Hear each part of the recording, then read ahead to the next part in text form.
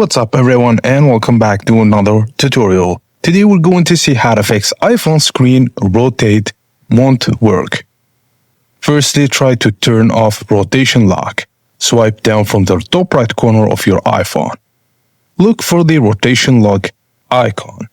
If it's on, tap it to turn it off. Once disabled, your screen should rotate normally.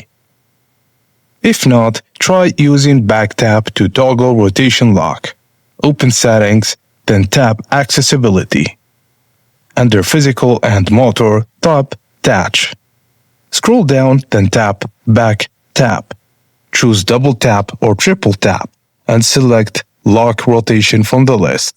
Now you can just tap the back of your iPhone to toggle rotation on or off instantly.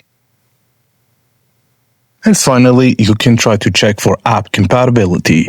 Not all apps support rotation. Some apps, especially games or social media apps, may only work in portrait mode. Try rotating your screen in apps like Safari or Photos to test if rotation is working. And that's it, guys. As simple as that. Thank you for watching, and please don't forget to like and subscribe for more.